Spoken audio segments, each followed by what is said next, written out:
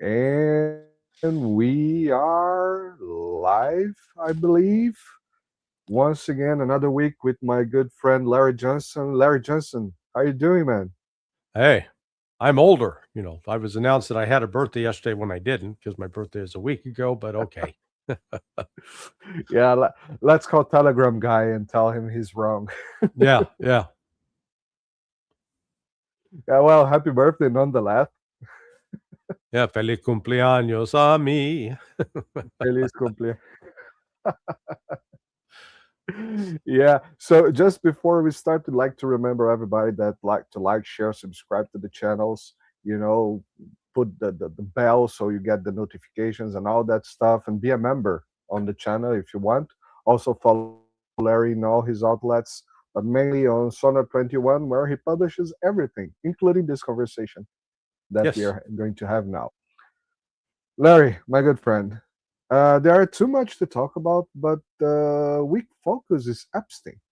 I would like to talk about Epstein. You know, a lot of things that came out from Epstein's documents. First of all, 3 million documents. Are they for real? I mean, is it possible to produce that amount of data? Oh, yeah. Well, that's only half.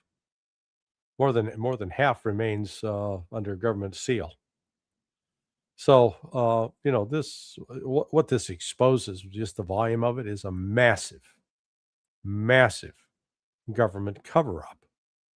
And the it's interesting that neither Obama nor Biden uh, produced any of this. And in fact, Trump tried to do his part by killing Epstein, having him killed or allowing him to be killed, uh, however you want to look at it, um, because it implicates.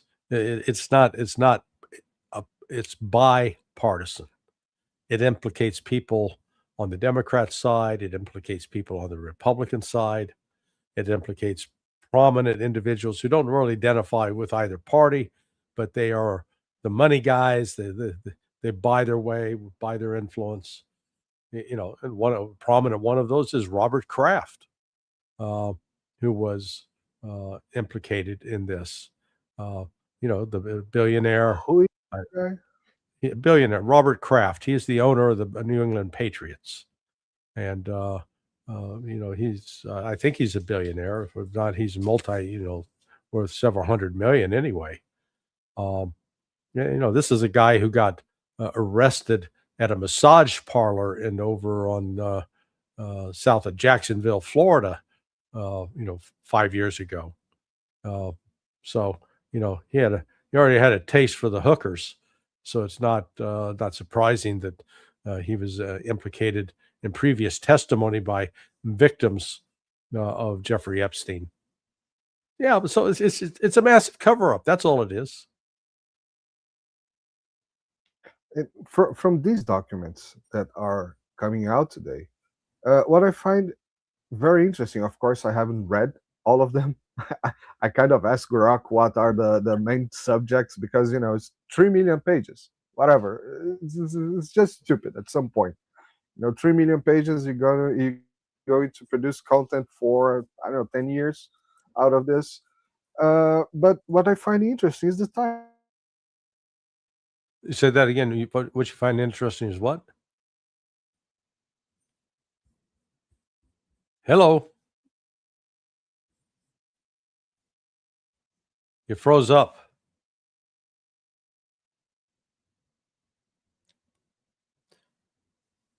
Tick tock, tick tock. Okay,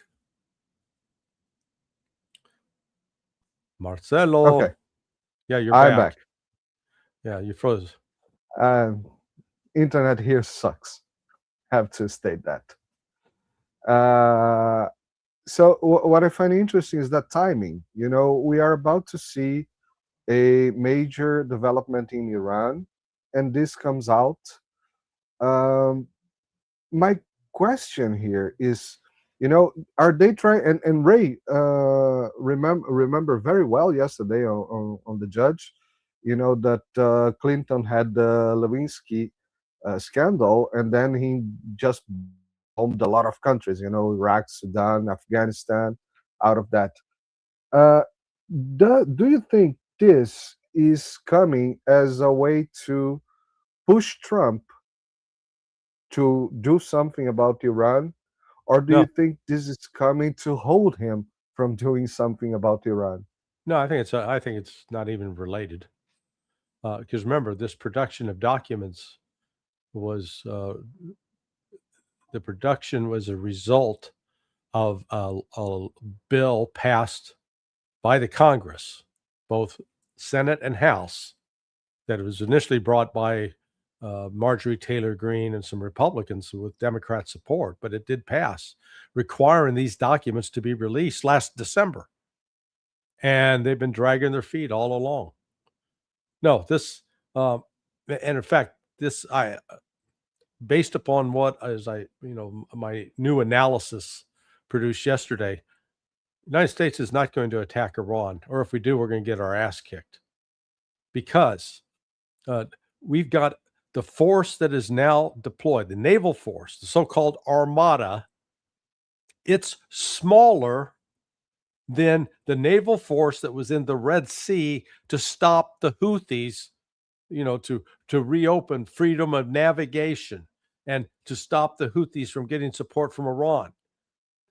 We had a larger force last March, Operation Rough Rider, in the Red Sea than we do have now off the coast of Iran. And how did that work out against the Houthis? They capitulate, we leave, bye. We declared victory and left. We failed, completely failed to stop the Houthis. And now we're saying that we're going to go up against Iran with a naval force that's smaller. And here's Iran that has an air force. The Houthis didn't have an air force. They've got a massive drone force that they got drones that are comparable to the U.S. MQ-9 Reaper. In fact, there reports on the 30th, they were flying over the U.S. aircraft carrier taking pictures, images, videos that were released. So they carry Tomahawk cruise missiles, except those Tomahawk cruise missiles only have a range of 1,000 miles. And the ships, because they're afraid of getting blown out of the water, are staying about 500 to 1,000 miles offshore. So where the hell are they going to fire the Tomahawk missiles? I mean, this is, when you step back and look at it just tactically, this is nonsense. Trump is just they're making a show of force for nothing. And it's really, if they had 3 carrier strike groups out there, okay, then I'd say, okay, now we're serious about trying to do some harm to Iran. But right now, all they can do is just irritate the hell out of Iran. Yeah, well, you point this out, and I think it's amazing. Exactly that you had 3 carriers on the Houthis, and now you only have 2. one, You right? had 2. Two. You had They 2. they had one, and then they brought another one in, so they overlapped there for a period. Plus, during that time with the Houthis, again, remember, the Houthis did not have an air force. They did not have access to satellite intelligence that's being provided by Russia and China. And with that, they managed to shoot down one MQ-9 Reaper drone a week, which was valued between $30 to $35 million a piece. So, they did over $220 million in damage that way. And 3 F-18A Hornets were, lost, fell into the ocean, shot with friendly Drop. fire, but, so again, that was against the Houthis, who did not have the offensive capability that Iran does. And these people on the media and in the Pentagon, and they keep jerking themselves off, saying, "Oh yeah, we're gonna go crush Iran." Good, go do it. Let's see what happens. Yeah, we had the dude with the chick's name, just Yeah, little telling Trump from that South he's going to be Carolina, an next Nixon. Yeah, Lin yeah, yeah. Lindsay. Is he doing anything? Yeah, Lindsay Lohan. Is he doing anything in South Carolina? I mean, he could call the United States to invade South Carolina, perhaps. At least people there voted for him. Yeah, he's um, you know, his the rumors about his private life that he is a so-called closeted homosexual appears to be gaining some traction. But he's not he's not terribly popular in South Carolina, but he is a creature of the deep state, and the deep state tries to take care of its own. And if you step out of line, they'll crush you. So the guy basically has to keep no mention to bugs on Epstein files. You know, the lady kind of bugs. Yeah, no, again, this look when you would consider the massive size of the Epstein files, why hasn't there been a prosecution? There is significant evidence of criminal activity, and yet the only ones that were going to be punished were Epstein and his madam Ghislaine Maxwell. And it's a protection racket. There's no accountability here. Like I said, this cuts across party lines, and everybody's covering for each other. Yeah, one thing that called my attention on the documents were the mentions, well, just citations of Bolsonaro and Lula. You know, between conversations on conversations between Epstein and Steve Bannon, who's also Trump's market guy, right? Yeah, Marketing guy, yeah. Steve Bannon I and Noam Chomsky. I haven't seen that conversation between Bannon and Epstein. I haven't had a chance to watch it. Did you watch it?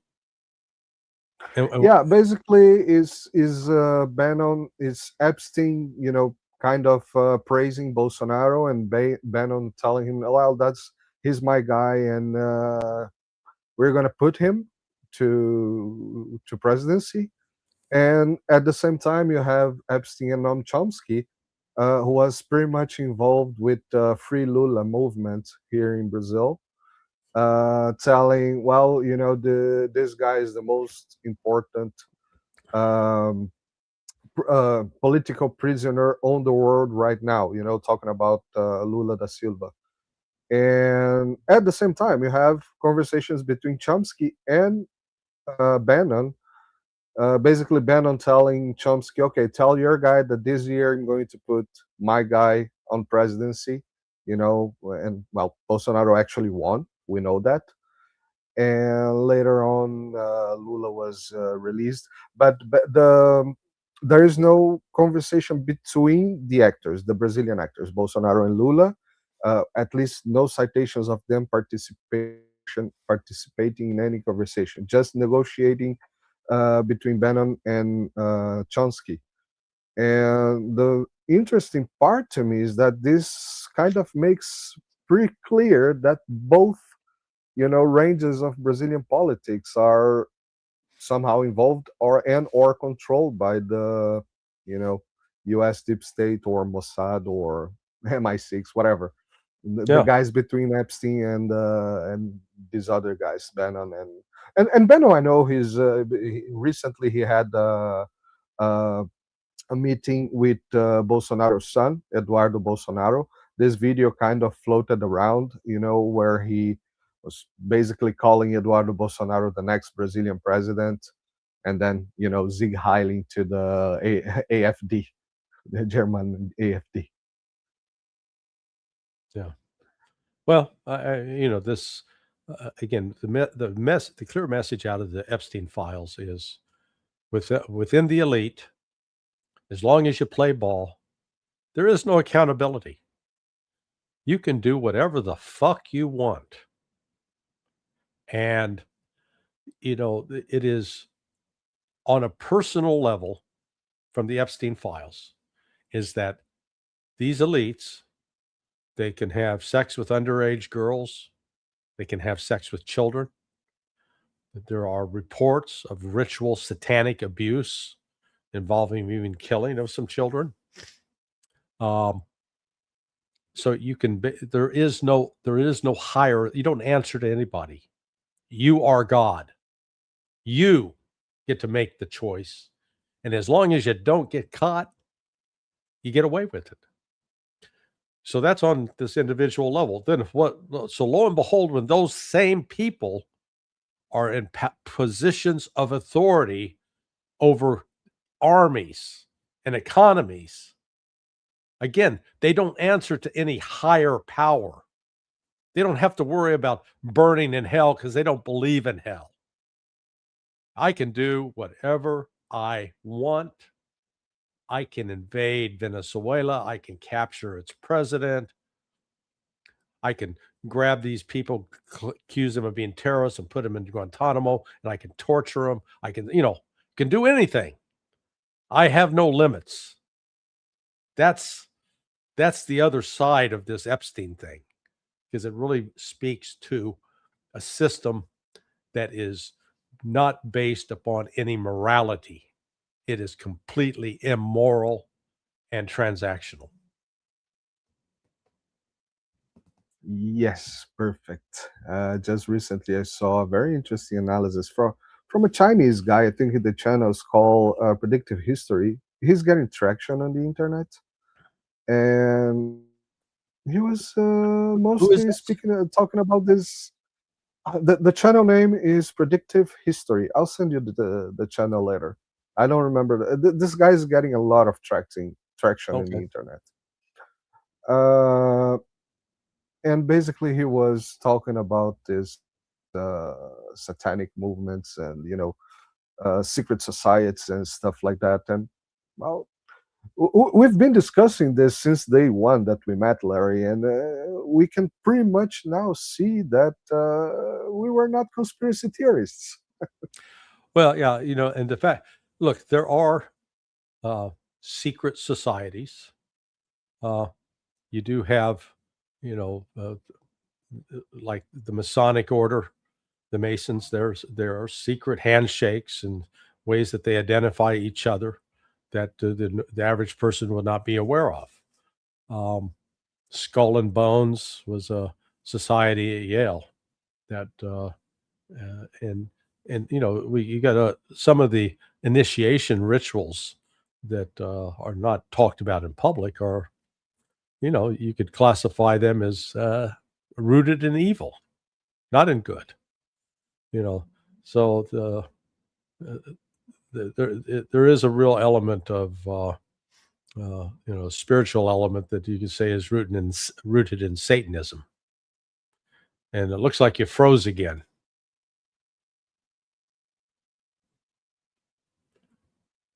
Hello. I disappeared. Coming back. All right, you're back. That sucks here. Yeah, do you hear me now? Yeah, I hear you now. Yeah. So you didn't So hear me. we're But anyway, I talking said about. it's rooted. I just freeze. Everything freezes here, and I see nothing. You're talking about secret societies, yes? Yeah, no, they exist. They're real, and they're not. They're more international than national, and they're So the notion, we're always told about the um, they use the term conspiracy to imply that when you suggest that there are people working together secretly with uh, secret objectives and agendas, that it's a lie. Conspiracy is designed to imply a lie, when in fact, conspiracy simply means you got two or more people who are not who are working together to try to manipulate or achieve an outcome, and without it necessarily being public or attributable to one or more individuals. So there are active conspiracies, like with the killing of JFK. In the case of JFK, You had elements of the CIA connected to James Jesus Angleton. You had organized crime connected with Meyer Lansky, a Jewish criminal who was also tied into the Italian mob. And you had the Israeli government through Mossad.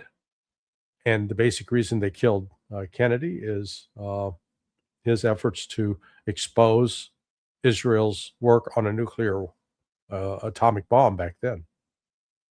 And, that again, if you want to say, quote, that's a conspiracy to imply it's a lie. No, it's not. It means that there was an actual conspiracy. There were at least 3 parties involved in carrying out a criminal act to change the course of American history. And it didn't just stop there.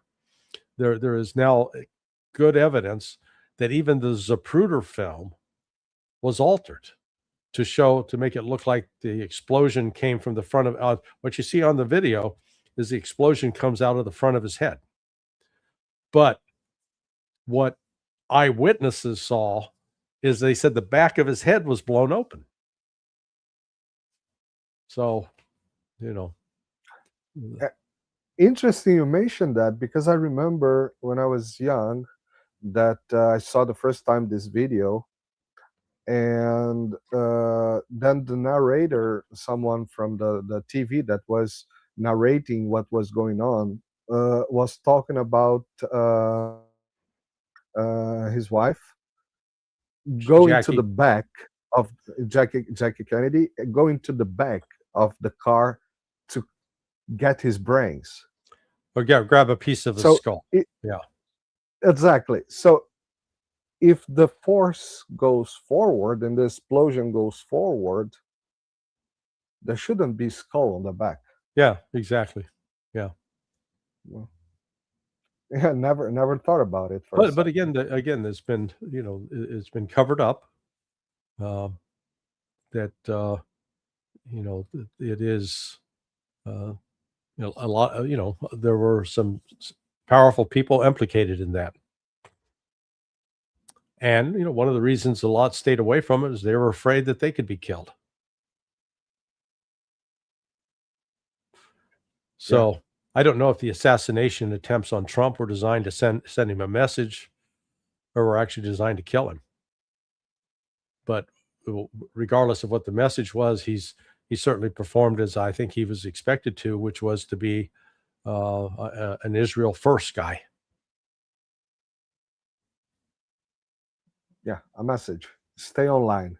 We Yeah, can do it. and tried We to can actually do it 3 times. tried to cover up the whole Epstein affair, and then you got these disgraces like Dan Bongino, who before he was hollering all about it. Oh, they got exposed, and then once he gets the secret handshake on the inside, he's told basically back the fuck off, and he did. Yeah, I also remembered yesterday the FBI guy. What was the name? The Cash Patel. Oh yeah, Cash Patel. another You, despicable you human remember being. we discussed this here, that he said that he watched all the videos, all the video evidence, perhaps with a little bit of lubricant in his Yeah, I hands, was gonna say, and he yeah, saw nothing, and and nothing weird, nothing to see here.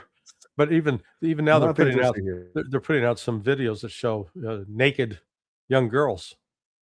They're blurring the faces. Uh, this and they want to make this whole massive empire. They're just this lone guy. What we found out, though, one of the documents with respect to the murder of President Kennedy involved exposing the fact that Lee Harvey Oswald was a CIA asset, and that he came to the attention of the Central Intelligence Agency while he was working at a military base in Japan, where the U-2 spy plane operated, and the U-2 spy plane at the time was under the control of the CIA. And so he was co-located with CIA, and this program that James Jesus Angleton developed was he tried to take single guys, young, military, who were intelligent, and basically create a story for them about how they got booted out of the military, how they left, whatever, and then send them to Russia in hopes that they could infiltrate the intelligence organizations. That's exactly what Oswald was. That's how he defected to Russia, and then he comes back from Russia, counter defects, and then he goes to he was still being used as an intelligence asset, and little did he know that he was being set up to be the patsy. The they were going to explain the murder of John F. Kennedy as being attributable to the Soviets. Exactly, exactly, and that was also very fun when we watched during Biden's presidency, when the first leaks, when the first documents were declassified, that they were declassified in a way that were exactly pinpointing Lee Oswald as a Russian asset, Mm-hmm. while the new documents pinpoint them as a CIA asset. Yeah. Well, we can't believe our eyes. Well, Well, what you call, yeah. no, I said just when I went for my week of explosive training at CIA. So we were trained to just given a familiarity with how bombs are made and what happens and the consequences. It was carried out at a secret site, a site actually that was the headquarters for the operation that James Jesus Angleton ran with Lee Harvey Oswald. I only learned that years later. But at that location, even though it's a top secret location, it's identified, its cover is under as a U.S. military base.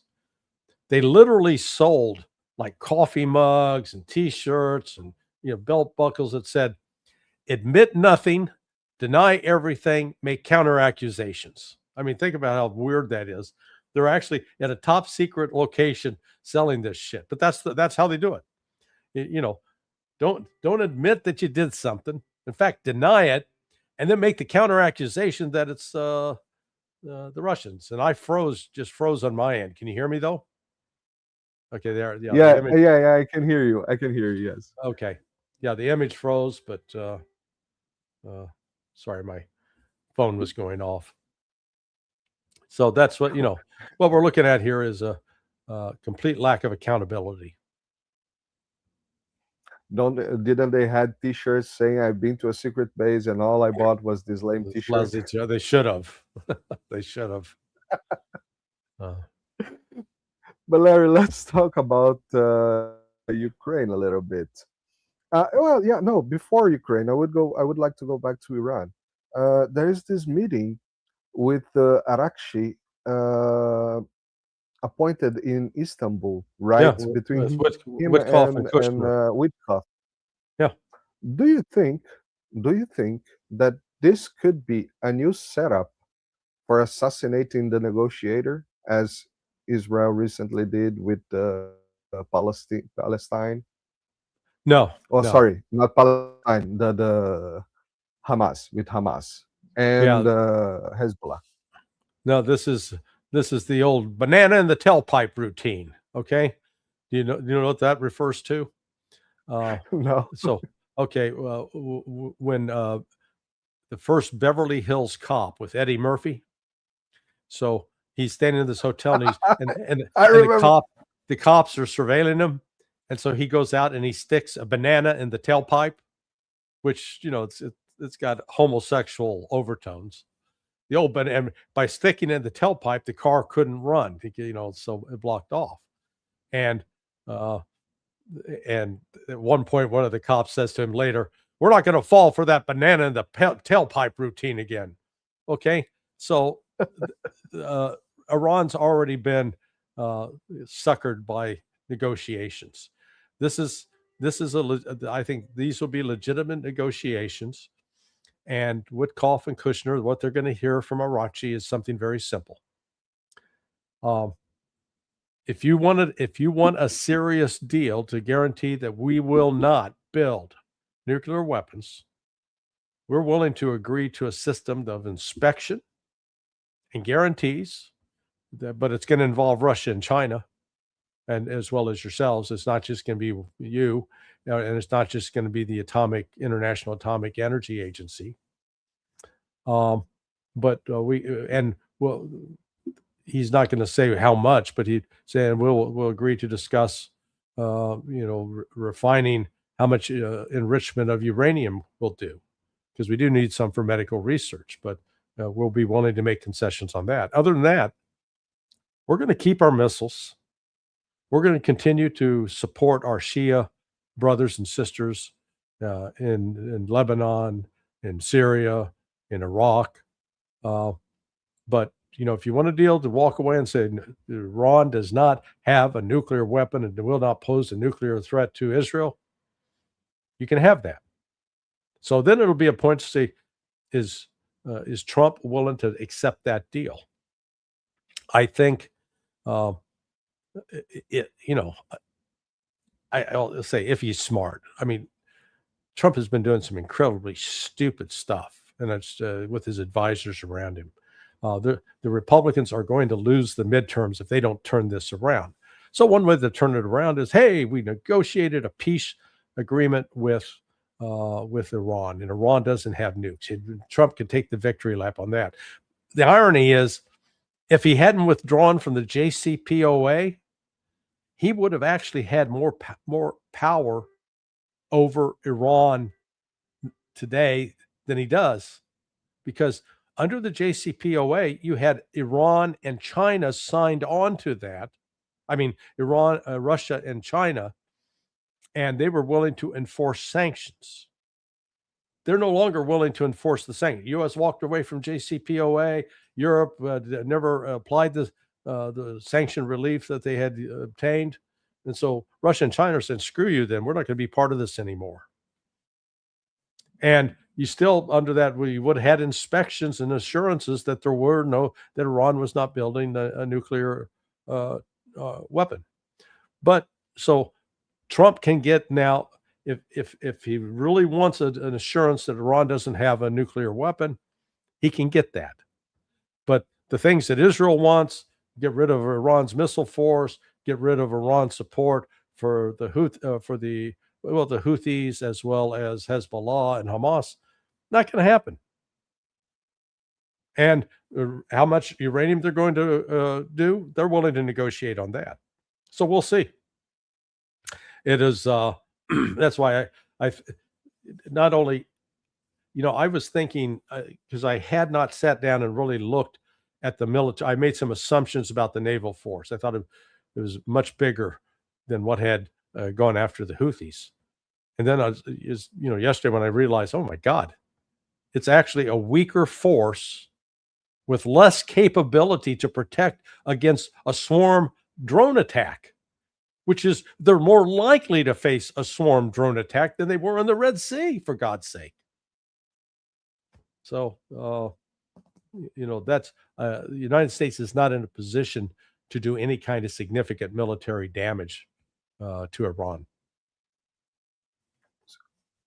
Could the United States be using this smaller force as a bait to get attacked and then justify, flags on the street, people, chanting on the streets of the United States, invade Iran, just like they did in the past?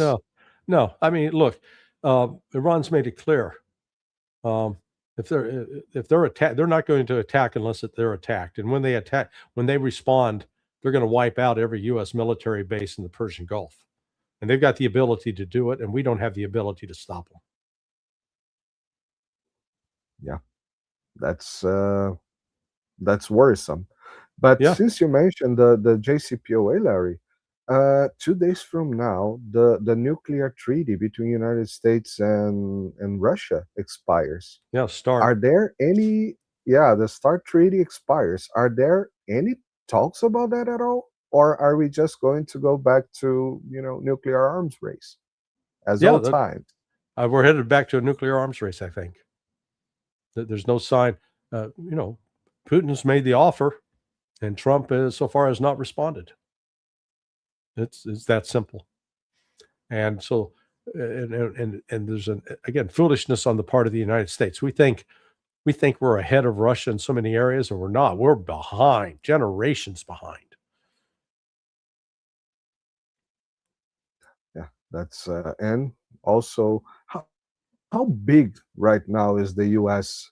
Naval force, which is the the the eyes of the United States military force. How big is it compared to other countries like China and Russia, for example? Well, okay, what do you mean when you're talking big? How many aircraft carriers? Uh, Aircraft carriers, so, power, um, nuclear capabilities. the United States has more aircraft carriers than any other country, uh, but they're increasingly they're really not relevant as a great offensive weapon in light of the development of hypersonic missiles and drones. They can be easily attacked and tough to defend. Um, Submarines, uh, United States and Russia, I think, are about equal.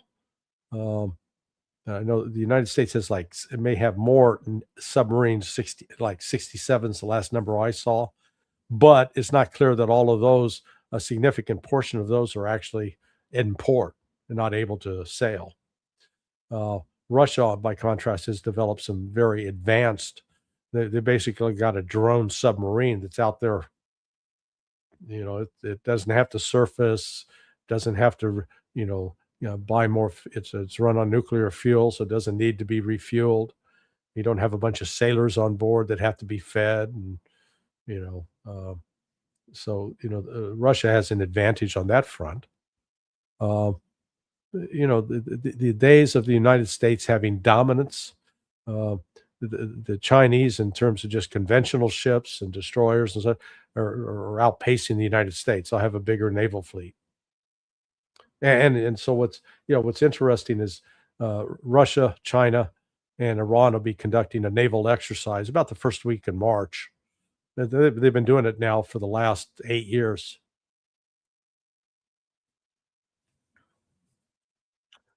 Yeah, the world is getting bigger, and the United States getting isolated.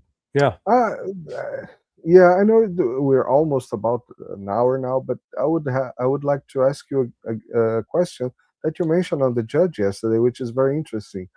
The markets, the economic markets, the silver market, gold market, all this is getting very, very weird. You yeah. mentioned the difference between silver price. This is very interesting. You should have something quite stable around the world. Well, particularly just looking at gold. So gold is now back up almost $5,000 after the so-called collapse. Um, the traditional economic theory was that if you have free trade, that everybody you'll agree on a price that is a consistent price for say gold. Um, that if you got price differences, that might be attributable to location or difficulty of moving it from point A to point B, or et cetera. But we're in a digital age where you don't have to wait a week or a month for information to come to you. Like during in the 1776, waiting to find out what the reaction of the King of England to the American Declaration of Independence. You had to wait 2 or 3 months. The ship had to sail over with it, and then they had to sail back. Now you get instant information. So under this digital age, you should not have a price of silver in Shanghai that is at, let's say, $110 an ounce, and a price for silver in the United States that's at $85 an ounce, because that is called an arbitrage gap. That means if you can buy the silver in the United States and then take it to China and sell it, you're going to make $30 an ounce. So, do the math. If you got 1 ounce, it's 30. If you've got 10 ounces, it's 300. If you've got 1,000 ounces, it's 3,000. So the numbers they go up dramatically, and you make a killing. That's not happening right now. I mean, we're seeing these. The market is not working as a global integrated market. It's working as a fragmented market, and it's not just with gold and silver. It's with copper. It's with oil. And so what we're witnessing is the breakup of the the economic system, the financial system that rested upon the foundation of the US dollar as the global reserve currency. What we're witnessing now is the rise of alternative financial systems, principally with BRICS. And that the US is desperate to try to hang on to that economic power, but it's not able to. But, look at what happened. I wrote about this a couple of days ago. The United States imposed tariffs on China. Remember a year ago, the February, Donald Trump was saying the countries of the world were lining up to kiss his ass to negotiate the Yeah. deals with the United States. And China's done no Is there such a thing. picture of that line? Huh? Is there a picture of the line? Because you never saw it. I don't understand. What do you mean, the picture of the line? You have a picture of that line of countries, Oh, yeah. No, moving no. to kiss his ass. Yeah, we don't see it. Nobody saw it. Um, and what China has done is it's diversified. It's reduced its trade with the United States. It's increased its trade with other countries, and just said, okay, we don't need you. It's like let's say days before you're married, you had a girlfriend, and you say, okay, you made certain demands on her, and she just say, I'll start seeing some other guys. Wait, I thought we had this special relationship. Nah, you're too much of a drama queen. God Almighty. So China's walking away, and they're taking steps. They're getting rid of U.S. treasuries. They're not buying dollars anymore, or if they whatever dollars they have, they're finding a way to lend those dollars, but as an economic play for China. They are buying gold and silver. They already control 70% of the silver market anyway, but they're looking to hold hard currency. So that what we're witnessing is it will be the collapse of the U.S. dominated financial system. That's coming. Oops. Yeah, exactly. That's extremely interesting to see that the what we grew up take in account as been always there. This global market. All this centralized stuff. It's actually getting perceivable, getting to its end. Mm-hmm. That's extremely interesting and scary. It's scary because we don't know what comes next. Yeah, it's viewed from the standpoint of the United States, it's negative. Viewed from the standpoint of the world, there's actually some optimism there that they're breaking free of the colonial empire. You've seen that in Niger.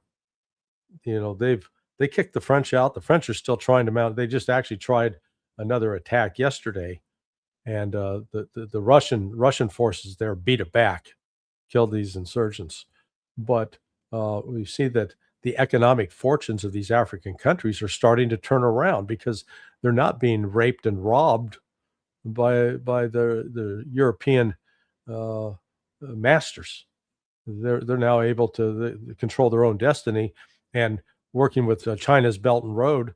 China's not coming in to say we're going to take you, we're going to control you, we're going to China, you know China is allowing these countries to build up and prosper. without require them to have to be impoverished in order to make China rich. It's a different men. I, I don't know. You want to call that a communist mentality? Okay, if that's a communist mentality, people are going to want more of it, not less. Yeah, exactly. You know, one fun thing is that I was reading some literature, some economy literature about the development of China and the development of the United States. They are basically the same. You Yeah, know, yeah, small banks investing in small business that become big business and small industries and develop the country. No communism, no capitalism. Just plain business, yeah. intelligent The business. golden rule. Those with the gold get to make the rules. Make the rules exactly, or those with sex tapes from personalities. Yeah, yeah. You can control the art of influencing others. Exactly. Larry Johnson, my good friend, thank you very much once again for this amazing conversation. Happy late birthday Yeah, by mistake, but that's not your as a, mistake. It was false information was put out, but hey, you know, yeah, fake bottom news, line, fake I news. I am a year older, so you know. You 1 year more experienced, Ah, and yes, yeah. 1 year as well. Always That, happy to have that these amazing conversations. that counts for something. All right, I'll send me the link and I'll publish it at no Sonar 21. Okay. Don't forget, everybody, to like, share, and subscribe to the channel, and follow Larry on sonar21.com with his amazing work being published there almost every day, Yeah, basically every day. I'm amazing. You're amazing, man. Thank you very much. See you All right, next buddy. week. Bye bye. Take care. Ciao.